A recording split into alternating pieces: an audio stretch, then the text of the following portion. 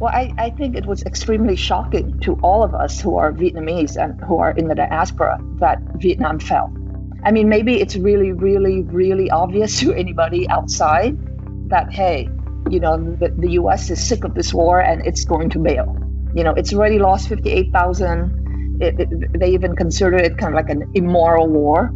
And so we never knew that being in Vietnam. So when the end came, everybody was still thinking, oh no, the phoenix will rise. That's Lan Cao, and this is the All Things Risk podcast.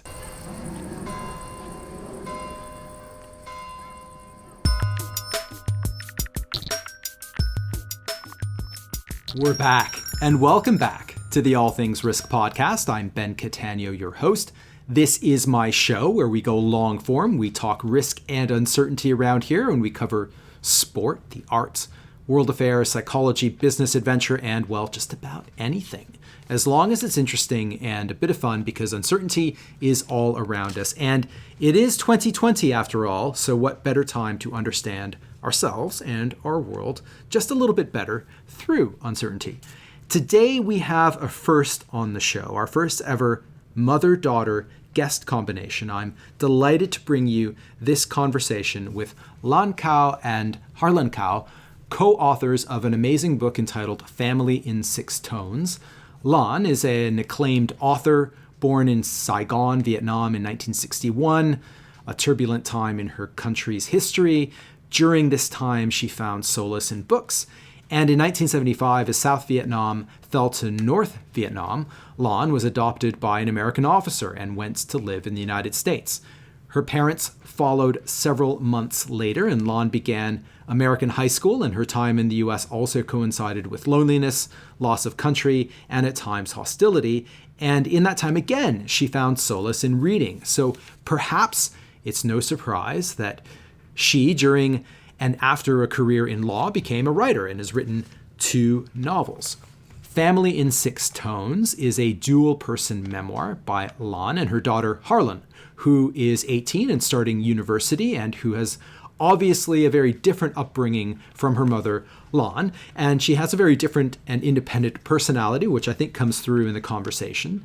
And this contrast in cultures and personalities makes this book incredibly interesting through its interwoven chapters written by both Lan and Harlan.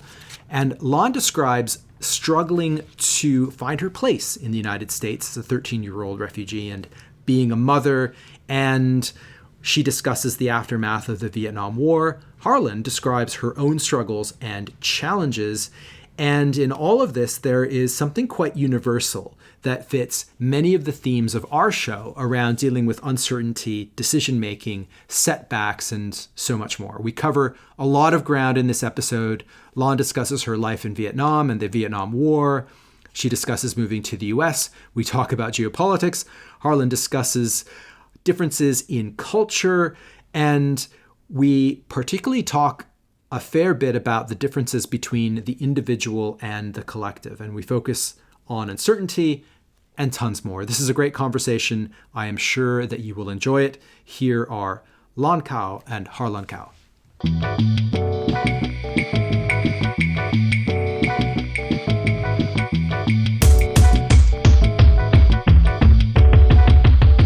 Lan and Harlan, welcome to the All Things Risk podcast. It's a pleasure to have you both on. And this is our first ever mother and daughter team of guests. So welcome.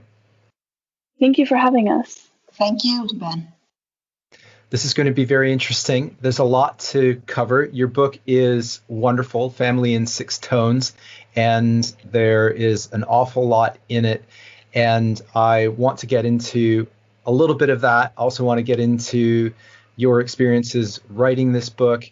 Before we do that, it would be perhaps really useful to get a little bit of a background from you both for my listeners. So maybe starting with you, Lan, and then over to you, Harlan. Sure.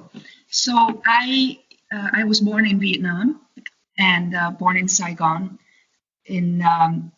So the war was already going on. So basically, I was born into a country that was already at war, and a very controversial war, even in Vietnam, because it's kind of like, a civil war with some international overtones.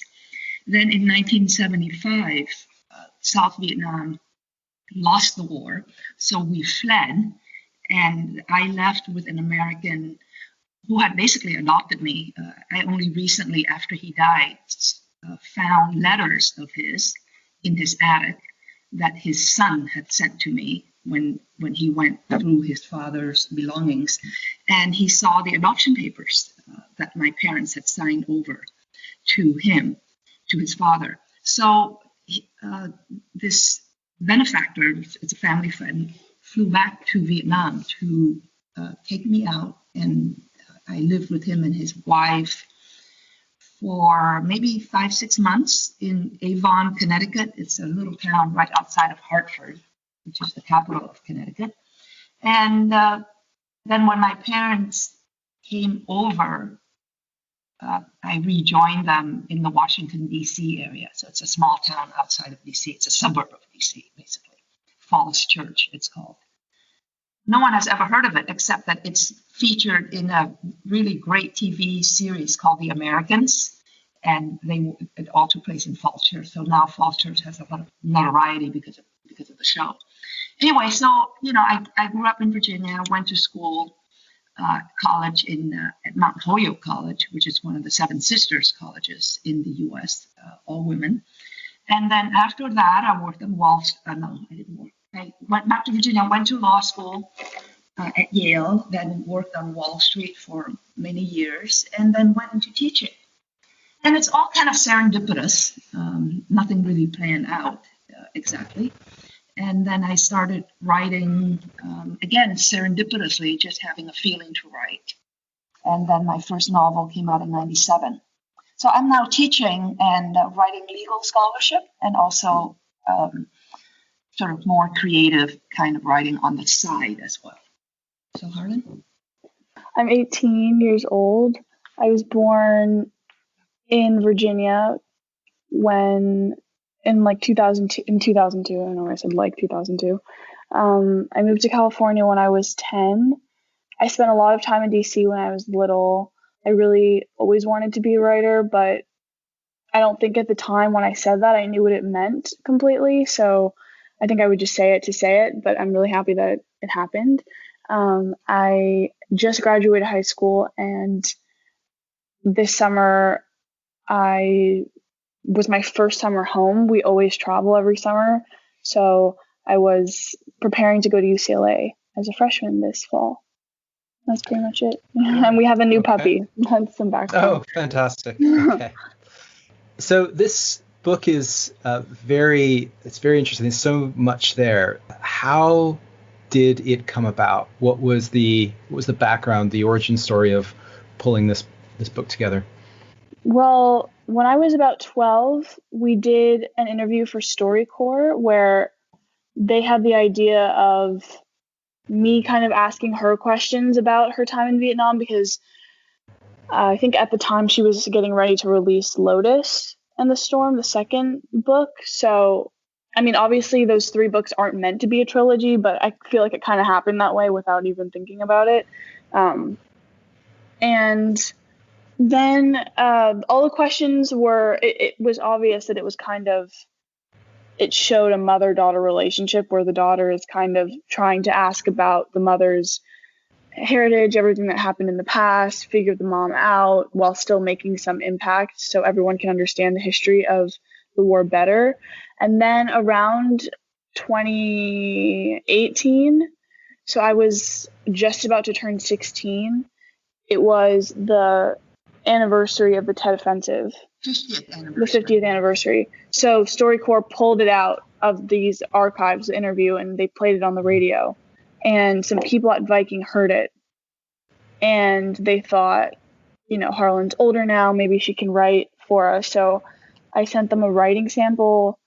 Then they liked it enough to give me a contract. And the planning took a while. We flew out to New York to go to the Penguin Building, and then we just started. It took about a year and a half. Yeah.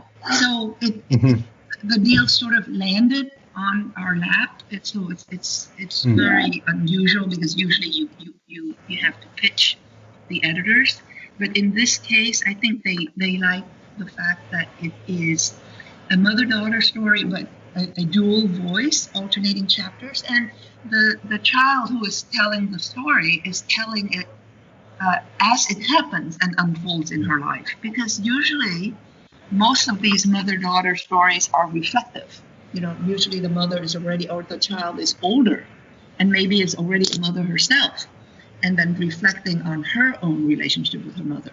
So I think it's really great to have both a story where I am reflecting, but she is just describing things as it happens to her. So you see her perspective contemporaneously with my sort of more backward-looking perspective, and hers is more present. Mm-hmm. I wanted to get both of your reflections around the process of pulling this book together, because there are some very interesting chapters. All of it is interesting, but when you describe, for example, Lan leaving Vietnam, and when there are a few things that stood out for me. So, for example, your math teacher in high school who discriminated against you, what that was like, and I want to get into some of those. But I guess a question more for both of you, for each other. Did you read each other's sections, and when you read them, did things come out that you were not previously aware of? And what was that like? Didn't we try to read it once? Or like for a while we went through a stage where we kind of unrealistically thought like, yeah, we'll collaborate a lot on this. But I mean, first of all, it's so hard to collaborate on anything with anybody, even if you're writing, I mean, if there's two authors and they're writing a biography about someone they don't even know personally, they're still going to have differences on how they want to do it creatively when it's not even personal. So now when it's personal and then you live with the person and they're your mother, daughter, where there's that relationship is already meant, especially when I'm 16, to kind of have like the whole relationship is going to be this back and forth of arguing anyway. So then you add a book in to the middle of it. And we did try to read. We basically, we did not write in the same room because, first of all, we're extremely different. I would say almost our personalities are the antithesis of the other. So, I'm a morning person, she's not. So I would write in the morning, she'd be writing at 2 a.m. and I'd be writing at 6 a.m. And also, she's an extrovert, so she likes to socialize a lot and basically write at the last minute.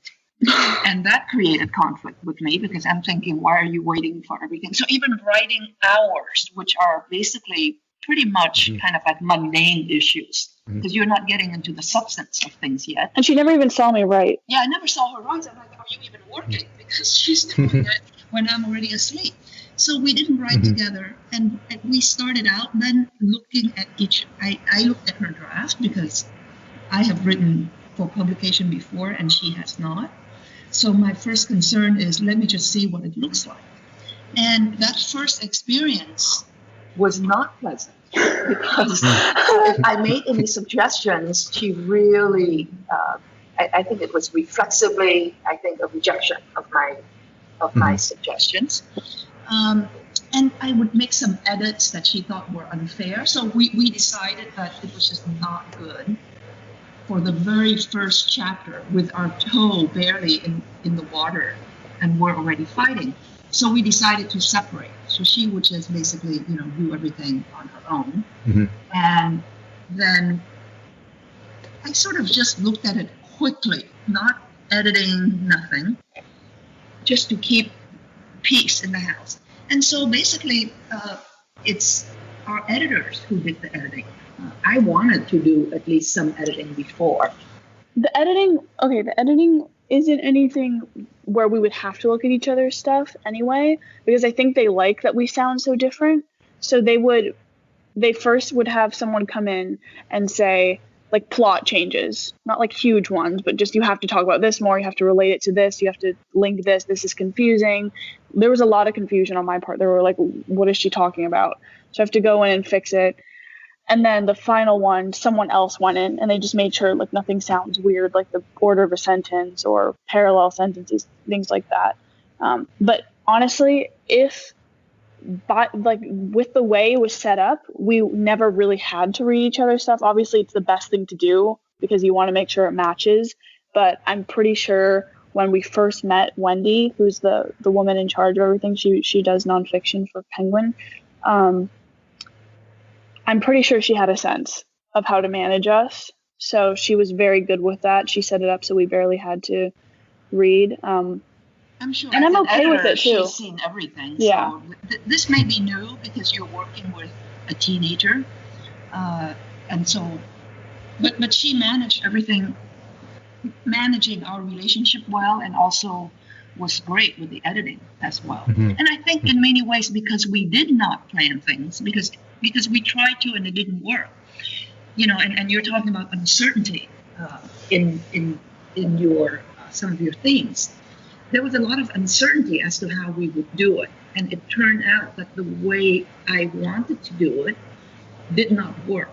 So we decided to use lack of planning to our advantage.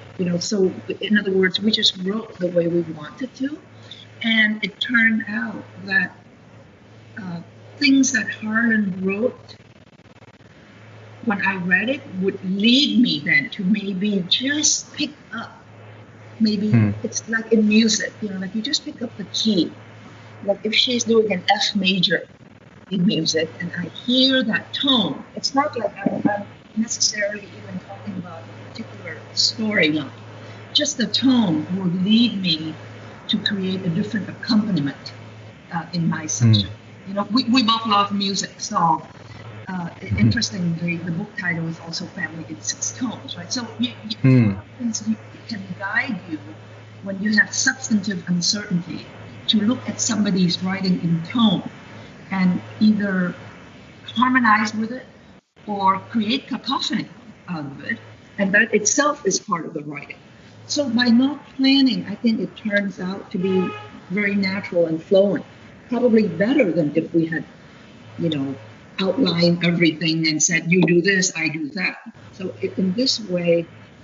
Because with an outline, I feel like if we had read each other's stuff, I think there's a petty side of me that would have been like, I will retaliate against what she's saying and I'll put in something horrible now. Whereas naturally, it's easier for me though, because I only had 17 years to cover, so I can go chronologically, where she has to cover like pre-Harlan life and then post-Harlan life, so she has to skip around. I don't know if you can tell that. She has to mention me somehow while talking about law school. Like it's much harder for her. So, and she's more of a ponderer anyway, so she's under more stress. So I figured like I could leave an argument with her about something and I would be fine in 5 minutes, where she will sit and think about it all day and like stew in this soup of like sadness and rage or whatever. So it's just easier. It's just easier to just go as it is. And I think it turned out fine, which shows that we're actually pretty in sync more than we know. So that's cool. Well, there's a lot that I pondered as I read the book, and maybe we could go into some of the themes, some of the chapters, and there's a lot here, so I don't know how where it will go. But one of the things that I found very interesting, Lan, was your discussions about the Vietnam War and the narrative that the experience that you had juxtaposed against the sort of American narrative at the time, the sort of post-war narrative, and the complexities associated with your take on things versus how the Vietnam War is characterized in films.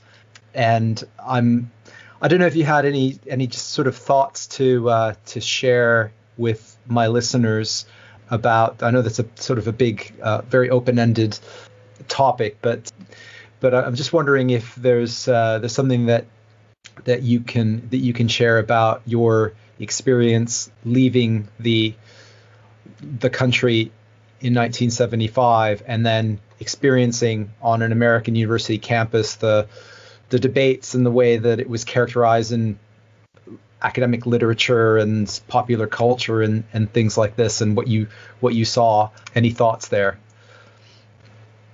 Yes, I think that the war itself, of course, any war, but the Vietnam War seems to have created a lot of controversy and a lot of continuing debate in America. Every time there's a presidential election, everything bubbles right back up.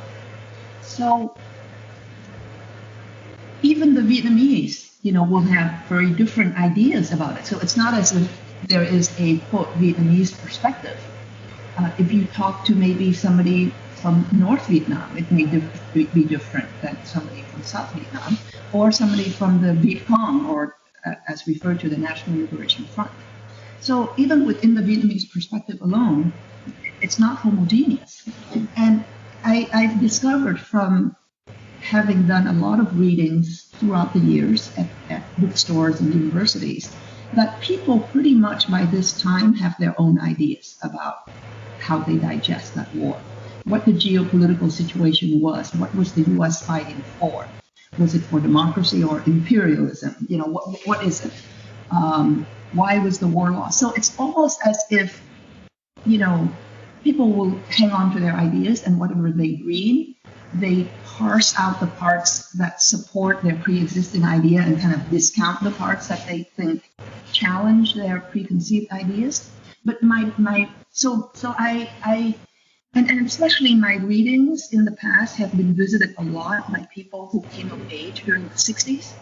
So it's very much, like it's their identity, it's their rite of passage. It defined how their political identity and their social identity was formed and shaped. So, it's not, my story is really not designed to try to change anybody's view, but the thing that I think is really important is that regardless of your point of view, right, it's like Rashomon's story, where it's like a postmodern reality, right? There are many different angles. It is really important when you are a superpower like the US. You cannot enter any country and decide on any particular strategy, whatever that may be, and however that fits your geopolitical perspective at the moment. You can't do that and discount the country in which you are fighting supposedly for. So you can't do a history about Vietnam and not notice that there's hardly any representation of the Vietnamese in it. You can't do a Hollywood movie and just think, okay, well, this is an American story, and that same American story can take place in the desert with the Bedouins and the Iraqis, or the Sunnis and the Shia, and it's the same American story if you put it in the rice paddies of Vietnam. I mean, the location, the history, the culture, the particular fights of that region, that have to matter to you, not just as a matter of morality and ethics, but a matter of self-interested strategy. So even if all you care about is, myself, my country, America first, it suits you to understand the people that you are fighting in their country. So I don't think, so my main thing is to say, that the locale matter, the people matter. It's not one size fits all after World War II to just decide, well, we're going to use this strategy in Vietnam and we'll do the same thing kind of in Iraq or Afghanistan. If you go into a war, it takes time. I mean, because these wars are very long drawn out. I mean, the U.S. has been in Afghanistan since 2000, since September 11, 2001. So, and it's not clearly cut boundaries, clearly demarcated boundaries. So it's like a totally different mindset. And when you're doing this, in a non-European country, it becomes more complicated. Because I think people in the West will relate much less to what happens in foreign countries. They only matter from a strategic perspective. There's no common history. It's not a Judeo-Christian heritage? Why are we even there? What's the fight for? So, when it becomes too costly, you're going to say, well, we're going to leave. And what happens when you leave has to also matter because you've been there. So, I like what Friedman writes about in the New York Times. He says he subscribes to the Pottery Barn policy, which is you break it, you own it. So again, it's neither of the left or of the right. You can hold on to your political ideology, but I think regardless of what your political ideology is, the country you were in has to matter. And if it was broken in furtherance of your political ideology, that has to matter. If you are a great country, if you don't care, and greatness is only about how many weapons you own and how many nuclear weapons you have, that's not the greatness I'm talking about. So that's my main point, that the history, the country has to matter, the people, no matter whether you're of the left or the right. I studied international relations in graduate school, and some of the thinking is it feels like there's strategists playing chess on a chessboard, which is called the globe, and the sort of this domino theory that if we lose in Vietnam, then all these other countries are going to fall, and it completely ignores so many other things and the imprint that would have on the people in that country is a legacy. And I fully agree with the you break it, you own it analogy, because when you became a refugee and moved to the US, you then started to come across all kinds of misconceptions about, there were people calling you Viet Cong when you were going to high school, and all kinds of things that the American people didn't really understand at all about your country or your culture. Yeah, I think in many ways, the Western view of the third world is actually what there's a lot of fight within the West about it, and whether and for some reason Western strategists think that they are very different from each other.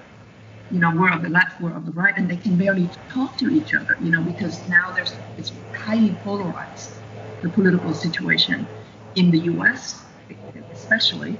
But they have much more in common than they think, because I'm looking at it from sort of somebody born in a poor country and a refugee, that you fight over things and yet you have a lot in common. And what you have in common is that you're fighting over how to view, quote, what Edward Said called the other, the Orientalists, the people out there, the masses out there. And the view is very similar. As you said, it's like a chess game, and it's the communist side versus the non-communist side. Now you don't have the Soviet Union anymore, but you have sort of the non-democratic part of the world with the more democratic part of the world. But their view of the third world is very similar. Really purely as a strategic, and human rights will sometimes come into play, but it will never dominate. And that's kind of like realism. That's sort of the Henry Kissinger realpolitik view of the world. And it's really, I think it's very important to bring in human rights in a more central way, because if you are long-term, if you have a long-term interest, human rights has to come into play. It cannot just be short-term, where do I move the pawn? Mm-hmm. Well, and yes, when I came to America, I realized how little Americans know about the war where the U.S. had been involved in for so many years. And I'm sure still very few know. I want to get into the cultural differences as well between Vietnam and the U.S., because that plays into it, and some of the ignorance that many Americans have. But there. But one of the things, so family in 6 tones, Vietnamese is a tonal language. So as far as I understand, so you can say the same thing, but in a different tone. And there's, as a language, it sounds very, very complex. You also describe a kind of Confucian cultural setup and these things that I imagine will certainly confuse the hell out of me around, father 4 and father 5 and mother 6 and things like this.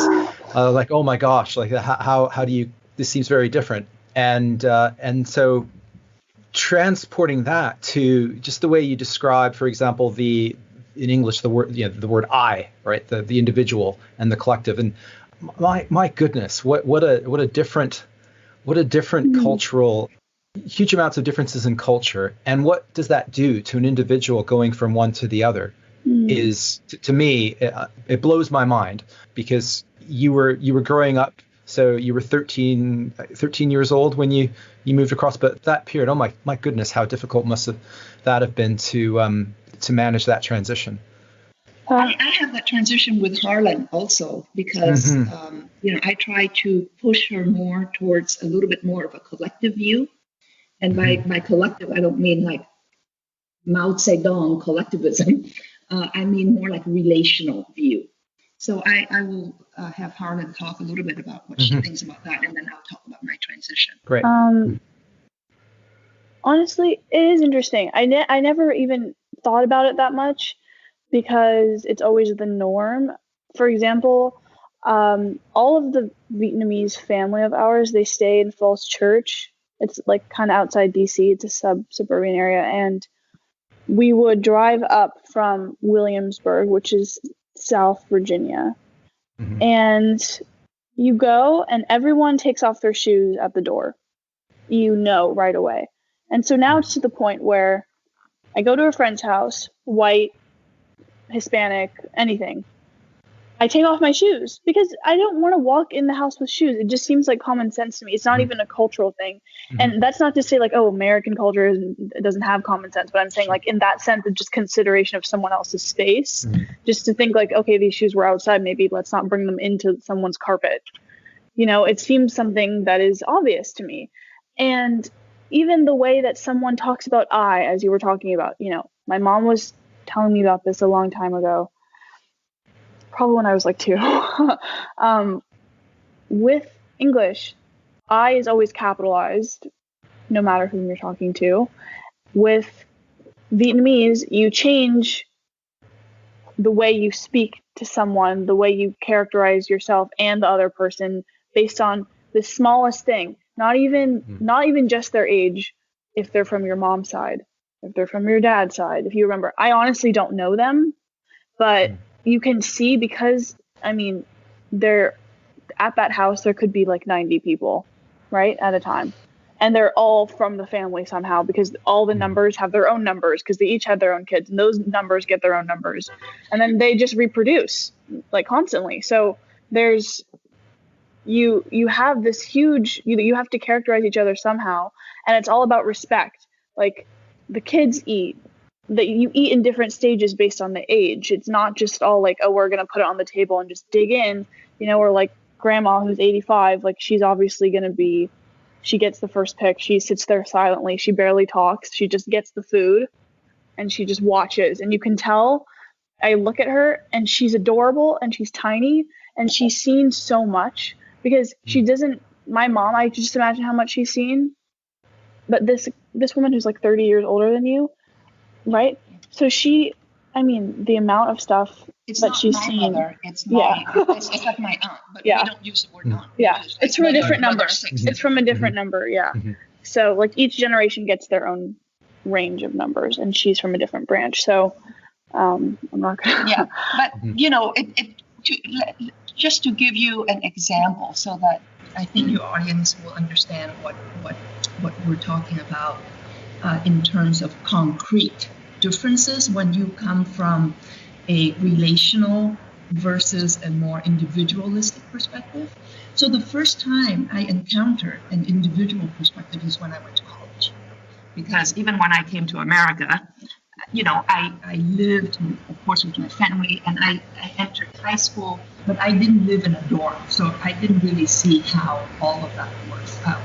So when I went to college, I remember that my next door neighbor would play the music pretty loudly. And she was a very nice person, so we're not talking about a rude person who plays music loudly, right? But in that community of the dorm, they're all kind of, except for a few people, they're Americans born in this country, of different races, but they're American. And it's normal that you do what you want. Okay, I feel like playing music, I'm going to turn it on, and I'm going to turn it on the way I like it. And then in that individual microcosm, the neighbor is also an individual. And if the neighbor is bothered by the music, it's totally normal and mundane to go over there and say, can you turn it down? And if the other person is playing by the rules of individual microcosm, they will turn it down. Mm-hmm. And I noticed that everybody on the floor would just go in and tell her, can you turn it down? And she would turn it down. But it happens every day. And I could never do it because I felt like, oh my God, how do I even go and do it? And it sounds so ludicrous to say that now because I know how to navigate the individual norm very well now, and I have to play by that rule. But at the time when I was 17, it was like, I don't know how to go over and tell her to turn it down. It's so rude. And also I was embarrassed for her. I felt like she's going to feel ashamed. Like she didn't relate to the other person. She probably didn't. No, of course she didn't feel ashamed. Because I said, how can I embarrass her this way by going over there and telling her to turn it down? Because, in Vietnam, the relational mode of being would be, if I turn on this music, is it going to bother anybody? You think about it already. So people in your relational world never has to assert their individuality by leaving their space and coming into theirs and say, turn it down. So nobody has to be assertive. Assertive is not even like a positive trait. It's more it's like disrespectful. It's disrespectful if you're just so pushy, and you have to be humble. You're not sticking your head out of the crowd. But you're never in a position, if everybody works right within the relational framework, nobody would be having their music up, right? It will just be, well, people are probably studying, I'm just going to turn it just this much. And if somebody does come and ask you to turn it down, you would be embarrassed because you'd be saying, oh my God, I didn't relate my action to how it impacts another person first. Yeah, and that's interesting because when I was younger and growing up, and like, I don't know if there's ever a music incident exactly like this, but if we're going to use that, then like if you want to, if I'm growing up in America, I'm like 13, and I'm playing my music really loudly, which I probably wouldn't be, but she would come in and then she would ask me in a way to make me feel embarrassed, like to make sure I feel that, just so you know, like, so she wants to, I don't know if she thinks to herself, like, I will pass this Vietnamese custom to Harlan of embarrassment, but I think it's more like she just wants to make sure that it never happens again with somebody else. So she would be like, you don't think that that's rude? And she would make sure that I know. I mean, I wouldn't feel ashamed. I'd probably just be like, okay, turn it down, please leave. And then it would start an argument. But the point is that she would definitely try. So she's always wanted to impart, I guess, the culture of just overall respect of the Vietnamese community to me. That's not to say American families aren't as respectful, but I know, for example, like a lot of my friends, like the white families and stuff, no one cares. The parents are just like, hey, turn that down, turn it down, turn it down. There's never like turn it down and then that's it once.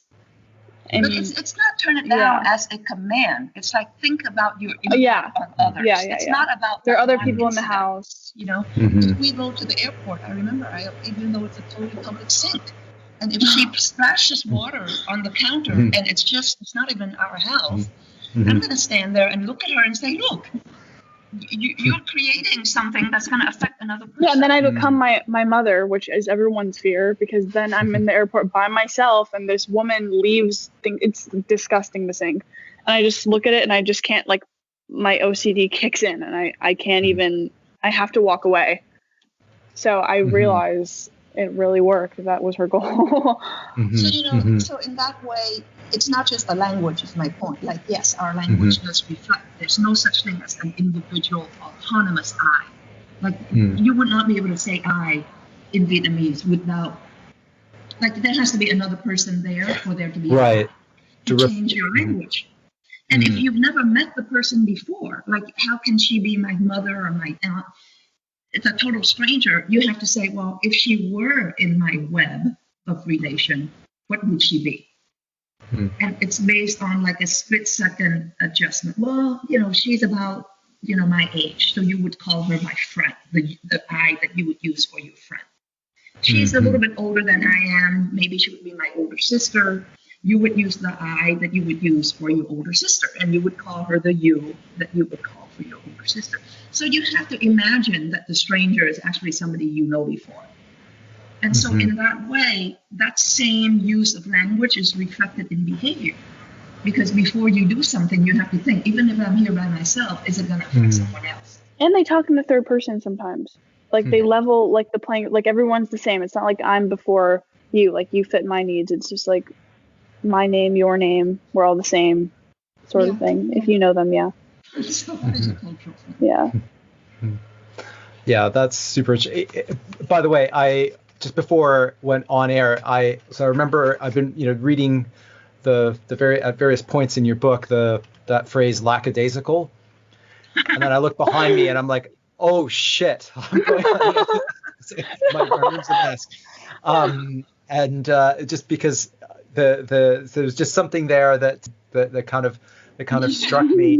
And Lan, you didn't have any, I guess, American sort of reference points when you were raising Harlan. So, imagine that that there is this sort of mix between American and Vietnamese, and naturally so.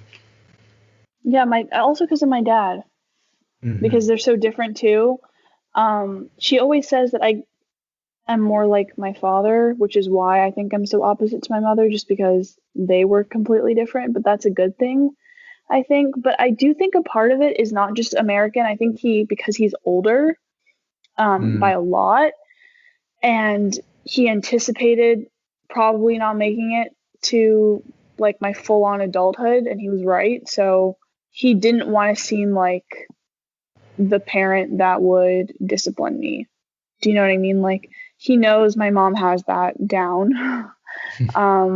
She does it in her free time. So basically, he not only wanted to make up for that, but he went above and beyond making up for it. But just because I think he wants me to be like, oh, that was my dad. He was so fun. That was my dad. He was so nice. Because, kids, they don't realize how cool and good for them their parents are until they're older. And I don't think he thought he would make it until I was older. So he figured, okay, I'll probably go around the time when she wants the nicer parent anyway. So I'm going to stay in my daughter's favor by giving her the candy. She wants to be late to school. She's late to school. We don't care. She wants to go buy clothes for the third time in this week. We're going to go buy clothes. And then he would take tests that I would bring home, like a C. Oh my God, that was like the scariest day of my life. I was like, how old were you? I was young, but I still faced it. Don't pretend like you weren't tough on me.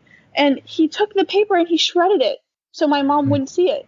It's very, but he loved her a lot. He always went to every family thing in DC, and, everyone would talk about him in Vietnamese, and he's standing right there and he knows, and but he always participated in it. But I do think he definitely brought out the American side right now. So, and he was also much more of a flowy person. He went with the flow more. She's a planner. Yeah, I'm more of a planner. Like, she doesn't get the concept of like, oh, we're just gonna, like, we're doing this, but like, I kind of feel like this, so let's go do that. Like, there's always like a look on her face. It's like, wait, why though? And it's adorable. And Harlan, I'm curious about how you think of Vietnam and yourself in relation to Vietnam and the country and the culture?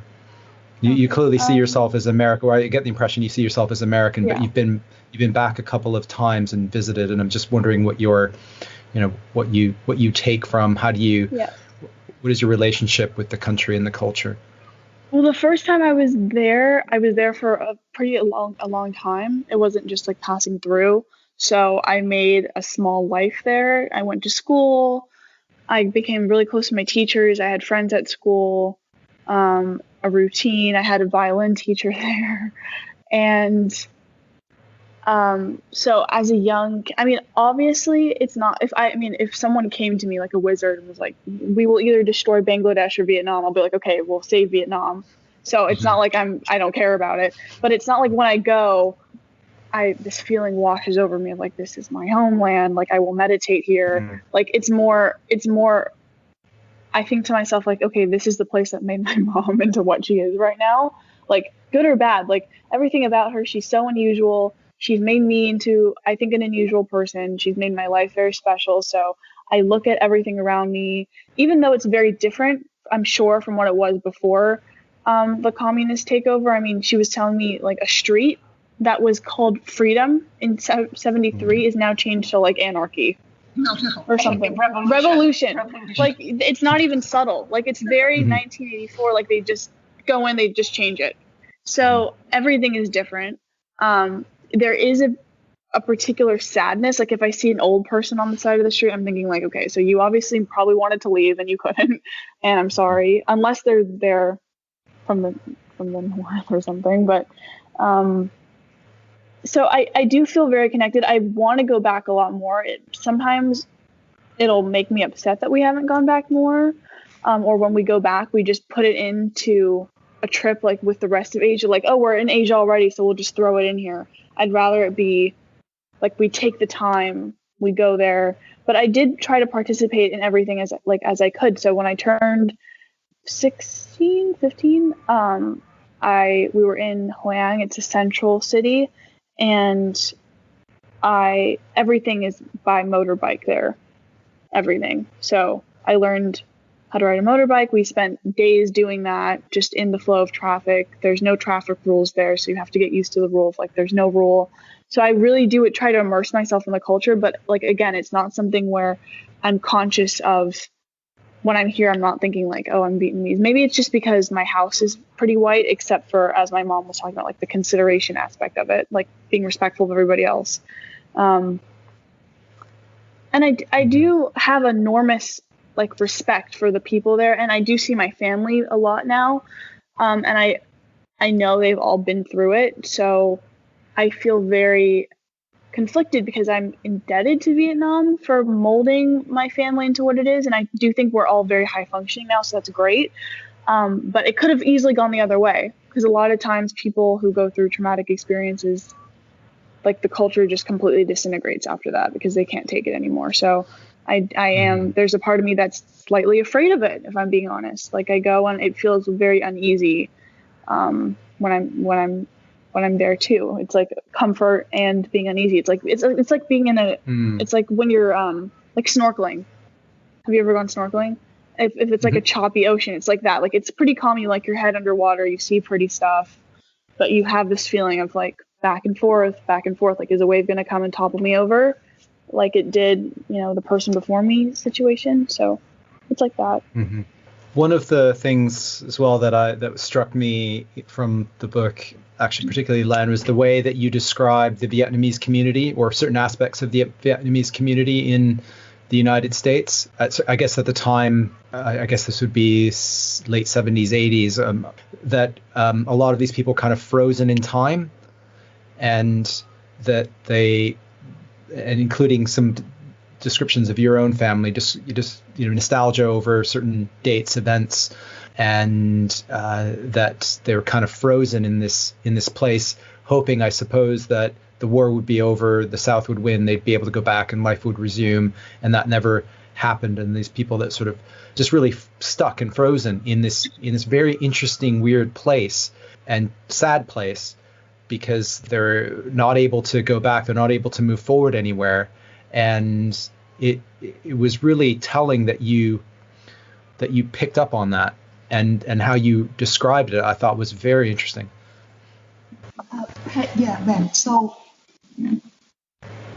I came to this country in '75, so I was about 13, and this must be my particular makeup because other members of my family did not necessarily feel this way, but I felt very uncomfortable in the household and the community that we were building in Falls Church, Virginia.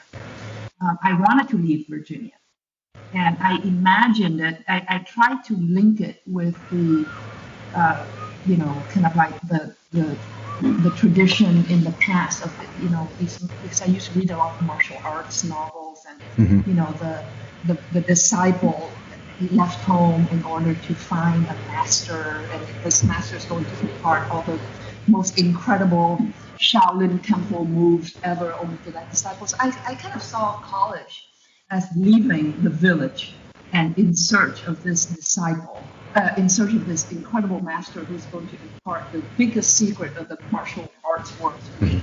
And I did that because it made the act of leaving home and leaving the entire Vietnamese community more palatable to me. Because other members of my family found comfort in the enclave. And for some reason, with my makeup, I was more drawn towards going into the periphery.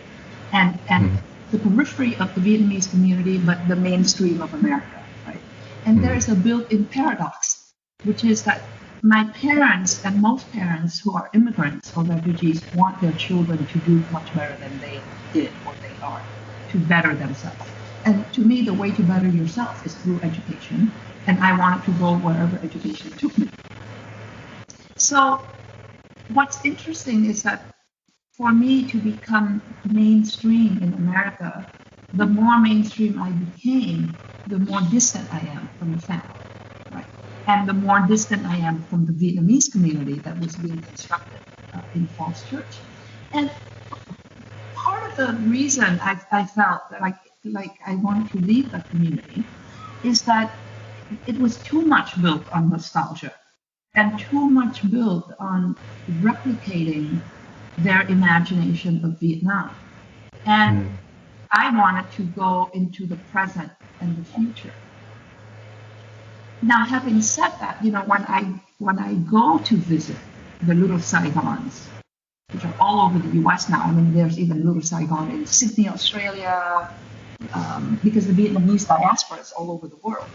When I go and I visit those places, I feel a lot of pride because I feel like, these are people who left and they managed to build a community that has been very self-sustaining. Restaurants, doctor's office, lawyer's office, accountants. It's really like its own self-sustaining city within a city. And there's a lot of comfort in that too. It's more comforting now for me though, because having left and now I return, I feel like I have a different relationship to it than if I had never left. I think I appreciated its robustness more. And of course, the people who are immersed in that community, of course, they also have American jobs and all of that. I'm not saying that they're just in there, but they return. It's like an umbilical cord. And I just wanted the umbilical cord to be cut for me. And it's very interesting to me because as I'm studying political science in college, I realized that, for the African American community, there's this tug of war within too between Booker T. Washington and W. Du Bois, where one favors assimilation, quote, assimilation, in quote, and then the other favors a more self-sustaining separatism, like, our own historically Black colleges, our own historical community. Don't try to assimilate into white standards too much. Let's just build up Blackness and make it great as it is. And in many ways, I see the construction of the Vietnamese little Saigons all over the world as a really important first step for people who have no home, who left their home, to make a new home here And it was just too cohesive for me. And, cohesive is good, but for my personality, I kind of want it to detach and be mainstream and then return when I want to, which is what I have now, which I think is a really good equilibrium for somebody with my personality. Mm-hmm.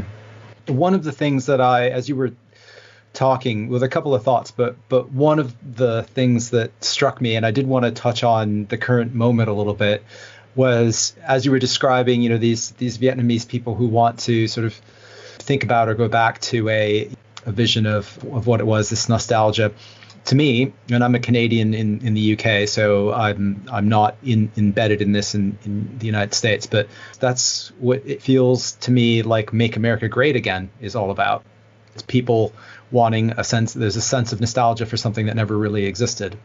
I'm interested in, both of your perceptions on the current moment, both in the United States, but also around the world, where we seem to have an anti-immigrant, anti-refugee sentiment, heightened nationalist sentiment, and if you had any thoughts, given both of your experiences on that. Well, I went into law as somebody interested in international law, and there's a long tradition in international law of tempering and managing the excesses of nationalism. I mean, all of the world wars, from World War I, World War II, in recent times, have been about eruptions of nationalist passion and what those eruptions have done in terms of bloodshed in the world. Which is not to say that one cannot be patriotic. So I'm not arguing against that, whatever your version of patriotism is. But when it becomes tribalism, you can even go beyond the national and say within the subnational there are these different tribes, right? Hutu, Tutsis, Bosnians, Serb, white Americans, non-white Americans. I mean, you can just keep on dividing until you get to the molecular level. And the point of international law is to find common traditions within the human family. And to express your appreciation of your own national boundaries in a way that is harmonious. And that's why I love international law. So to see the world, not just America, really, erupting into these sort of, anti-EU, anti-international, anti-supra institutions like the UN, these are our only hopes to create ties among nations, because things can be worse. I mean, as problematic as the UN can be, I think the job is to make it better and make it more functional rather than make it more effete. So I'm distressed by this moment in time, not just in America, but in other parts of the world too. Yeah. So basically, I am distressed by the current state of affairs, which is being manifested in, I think, a very virulent form of nationalism. I think, I'm just going to say his name. I think Trump is, first of all, I don't love him at all, but he's pretty smart. He got elected because he manages to, he not only invents this fear, he brings up something, right? Obviously, yes, Obama discussed immigration before. Okay, everyone before, the Democrats have discussed immigration. Everyone has said, we prefer no illegal immigrants, okay? But the way he does it is a scare tactic, right? Mexicans are rapists. We cannot let them in to rape everybody. They will bring in drugs. You don't want everyone to become a drug addict. He puts everything in the simplest forms when everything is so much more complicated than that. And at the end of the day, I think it's always the safest route to just everything in moderation. Okay, it doesn't mean let's just deport everybody, but it means, okay, we should have border regulations, not just everyone's allowed in and out, but we have to be more open-minded. You don't just come into office and say, you know what, all Muslims are banned. There's totally a place where you can hit a medium, and because he is I mean, he's supposed to be the role model. It creates such a divide in the country. Like, just, and I don't even know if he meant to. Maybe he did it just to get elected. He does mean to. But now that he's president, I see even my own friends, everyone is either pro Bernie or pro Trump. And I've never seen that. I mean, I've obviously not been alive that long, but just in like history books from what I've read, like it's always so much more of a gray area. It's not just like hate or love Trump, or like I'm going to vote for this person because he's not Trump. That's never happened before. Or like because he's not somebody. So it's such a weird time to grow up in, especially as a girl in high school. Like all 4 years of high school, he was president. And now it's my first chance to vote. And it's so interesting because I think Biden, I don't know why I'm like commenting like a political commentator, but I think Biden, his choice for Kamala, it's almost like pointing back, like an allusion toward the Obama era, you know, because it's like a Black woman. He's going to kind of like push back on Trump. And that makes me very happy, but it does make me also very sad that now it's just like, we're going to push and then we're going to pull. It's not just like, let's move forward together as a country and just agree that the best route to take is just to be kind. Mm-hmm. And it's fine if you sound like a political commentator. We've got this show can go, you know, people can go in all kinds of directions. So not a problem. It's actually very interesting. One of the things, though, I did want to touch on was around cross-generational. So you talked about war, Lan, and these explosions of nationalism. And one of the things, and maybe I read a little too much into the book or not, but it seems to me that trauma crosses generations. And when you have a country that's been affected by a war, that crosses generations and has a very profound impact in subsequent generations. That happens, and that trauma can exist in various forms, but obviously warfare is acute trauma. And I'm just wondering if either of you had any thoughts on that. There's a thread of some of this that comes through from one generation to the next. Yeah, so I think there's two ways that could happen, just like with most things in psychology. Like it's either about the environment, or I think if, just in my experience, I can only speak for myself, I do think when I was really little, I could tell there was something with my mom. She would always tell me too, because she's different from other parents, like even the way she parents, but just the way she carries herself, like in conversation. I don't even think she realizes it, but I've always told her. And I would observe it, and I would know. And because we were so close and I loved her a lot, I felt it too. And then on top of it, I would see the things like, there's parts in the book I write about that are pretty violent, like the shadow selves and stuff like that. Those were undeniable in my childhood. So those two things combined means that we kind of share. Obviously she went through it herself, but I do think I take on a lot of the weight too, just not only because I see it and I help her through it, but I think a part of me uses her as a role model. So I cope in ways that I see her cope. So we become similar in that way with our own trauma. Like anything I'm going through in my life, the first page that I wrote about was how I feel like dissociated, and that's an allusion toward her. Not exactly the same, like not as concrete like shadow selfie, but it's the same idea of like detaching from the world. And you can see like the way that a kid copes and compare it to the way a mother copes, and then I think that's how you see a link, right? Yeah. I don't know if there are genetic imprints, but I do think that just because there is a psychological commonality in sort of like in the environment, it's like you're in the same pond, right? And the big parent fish maybe is thrashing about, just to use a metaphor, that thrashing about of their own baggage, the thrashing that's coming from their own baggage, is going to create some waves in that pond.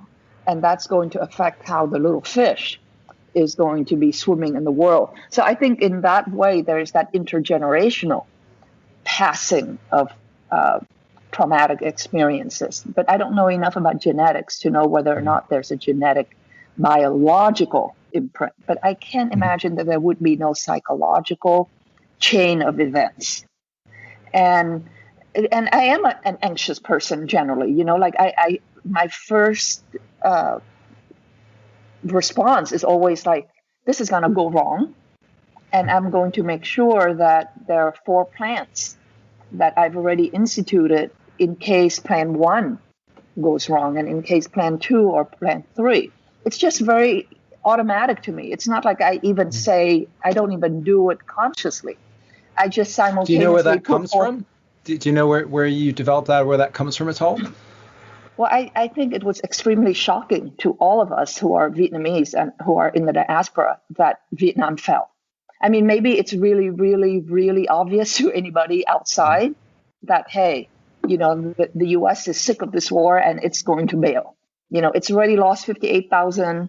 They even consider it kind of like an immoral war. And so we never knew that being in Vietnam. So when the end came, everybody was still thinking, oh, no, the phoenix will rise. So I think that experience alone, I'm thinking it's so unexpected. Yeah, she thinks there's literally no phoenix. There will be no phoenix. You are your own phoenix. You come up with it yourself. And it's interesting because I think I've come up with I think I'm a realistic person, but I'm also there's this weird part of me, with deadlines too. You were asking about the writing process before. For some reason, it's horrible, but I could know I have 2 chapters due the next day, and I will still choose to go to a party, and I won't even think about it because I think I'm fine, and I'll still be fine. Somehow, I don't even remember writing it, to be honest with you, and that's the point of I think that's the detachment too. Is I don't even remember writing it, but it still comes out fine. I think so. Yeah. Well, hers could be a reaction to my overly, so kids, they can emulate you, or they can say, this is too much. I'm going to, you've created enough anxiety, and I'm going to detach from that anxiety by doing something opposite. So I don't know what the impact is, but I do know that I'm always telling her, plan A, plan B, plan C. And that's not just from, trauma, but I also feel like in Confucian culture, nobody really emphasizes intelligence. You never tell your kid, oh, you're really smart. It's all about hard work. So there's a formula. The formula to success is just persistence, staying in the game long enough, and just daily hard work. So the worst possible thing for her is if I think I'm too smart, because then I'm oh, I don't have to work then, and then I figured out, okay, I don't have to do what she does and sit there and work and prepare and stress. I can have no stress and get an A and get a book deal and be fine. So she, I'm sure that's very hard for her. Well, so what I'm trying to say is, because if your plan is hard work, then it's not enough to just say, well, hard work on project 1, but it has to be, what if project 1 doesn't work? You need to think of project 2. So in that way, it could be a combination of kind of I felt like calamity descended upon us in a very unexpected way in 1975. So I'm always having plan B. But I think there's something about being part of an Asian culture that really is more about planning and persistence and hard work, which also makes me have more plans than usual. Maybe it's that combination. I did also want to just pick your brains a little bit more about just what we've talked about and your attitudes and approaches to decision making, risk, and uncertainty. And if you took anything away, or I suppose either of you have any rules of thumb around how you approach uncertainty. And I think we talked a little bit about that, but I don't know if there's anything that you wanted to add around how you approach anything to do with uncertainty. Well, I think I've been told I'm impulsive. I don't know if that, I think With uncertainty, it's hard. I don't want to admit this because I feel like it sounds unhealthy, but if something will suit me or like make me really happy, if it seems unreasonable or there's like a pretty big risk behind it, I'll probably still do it. And I can only speak for times where I like a social situation or like with a boy or, you know, whatever. Like I can't really, I wouldn't say like, oh, I'm sad, I want to get high, I'll just do cocaine, who cares if I get addicted? Like it's not that kind of risk at all. It's more, I'm curious about this, I'll try it. And like, I'm not really going to think about it too much just because I hate the feeling of stress. Like even the idea of thinking about stress makes me upset and I'll shift my head towards something else. I do think that has something to do with my mom for sure. With risk, for example, I think my idea of it changed when my dad died. The way I handled it when he died, like I found him dead, and then it was early in the morning and I still went to school. Like literally 20 minutes later, I'm sitting in Spanish class and I'm just like feeling nothing. I just told the teacher, I was like, sorry, I'm late, my dad's dead. And she was horrified. And I honestly felt like I was telling her, sorry, I'm late, there was traffic.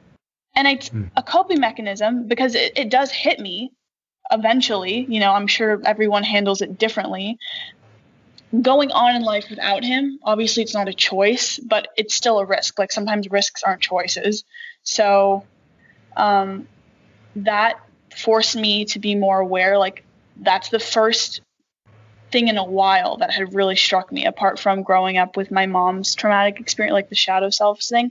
Like that was the first thing that really struck me. And then I think after that, I became much more aware of my surroundings, more conscientious, more the delivery's here, Mom. Yeah. Sorry. So with me, Ben, it's very much about there's for sure I believe that, given my experience and everything, that there's uncertainty in every area of life. There's no way that you can say I'm going to eradicate uncertainty because life is full of uncertainties. But what I try to do from 1975 and entering high school in a really hostile environment, in that high school in particular, we were the first wave of Vietnamese who came. You know, I think the subsequent waves were a little bit treated better, but the first wave is extremely faced a lot of uncertainty. And the way I handled it, I found, was very similar to how I learned English grammar, which is to diagram. Right? You find the core event.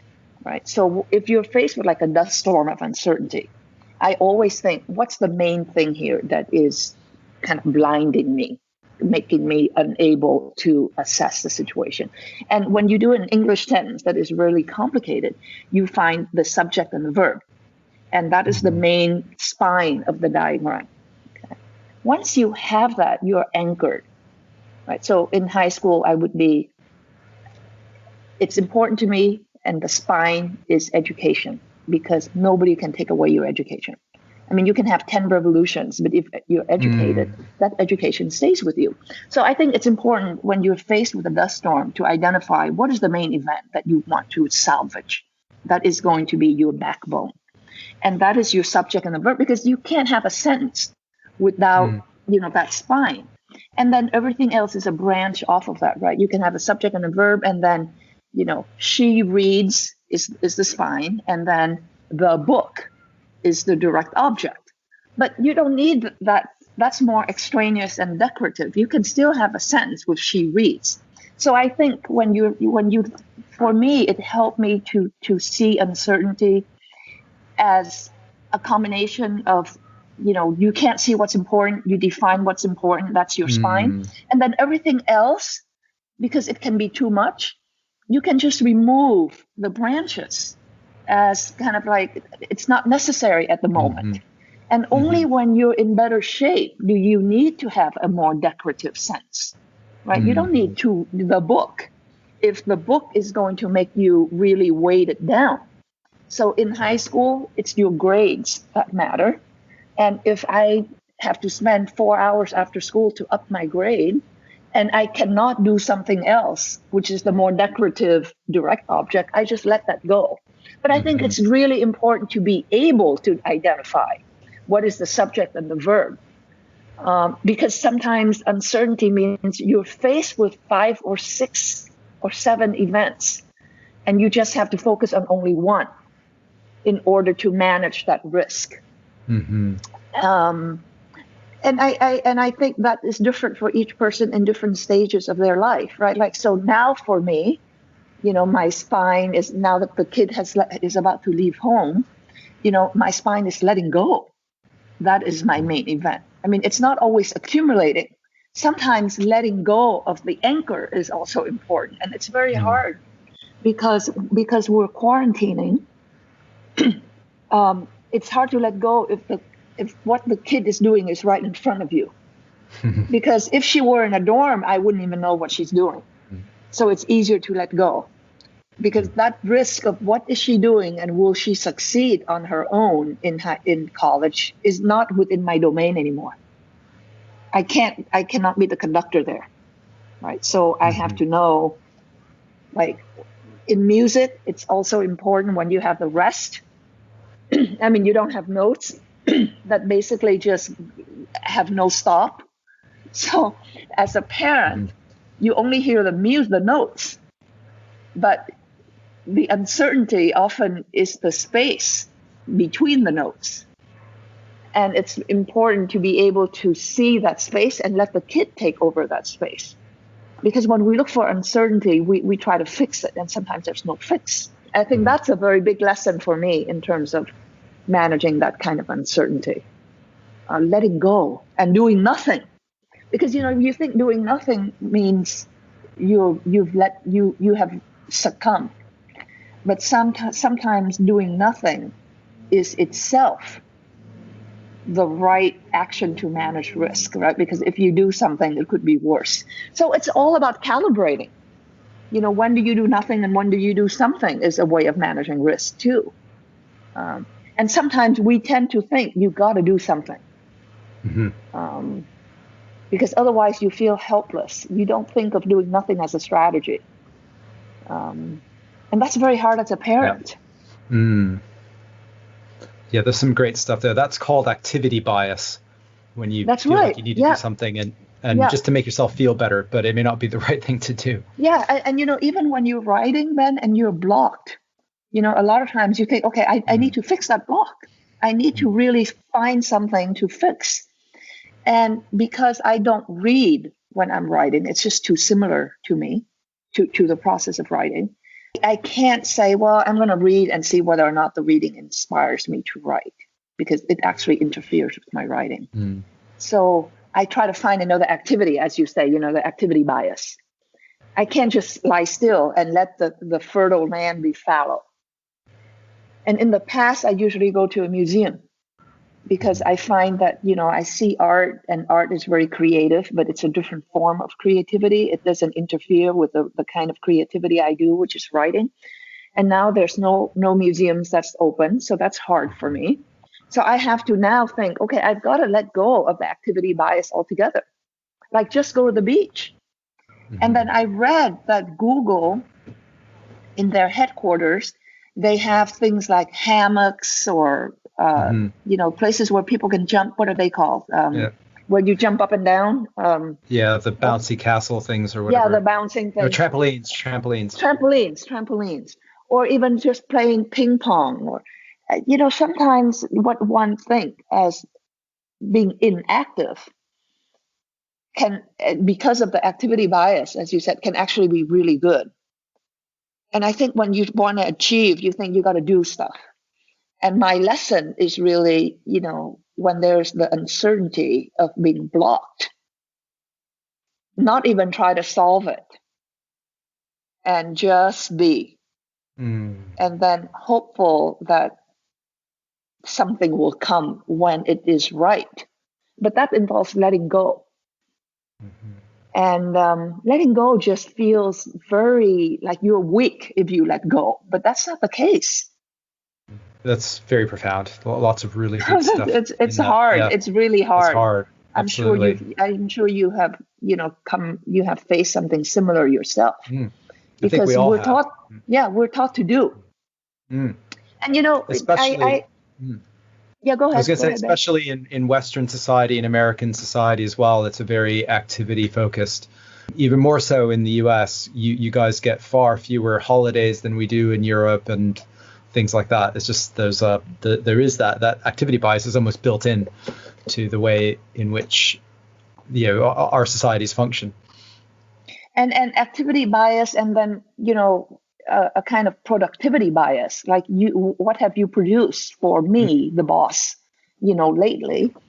And sometimes the part that has helped me in terms of dealing with the uncertainty that comes with doing nothing is it helps me to think, and I don't always succeed, but I see it as like a lighthouse that I try to get to.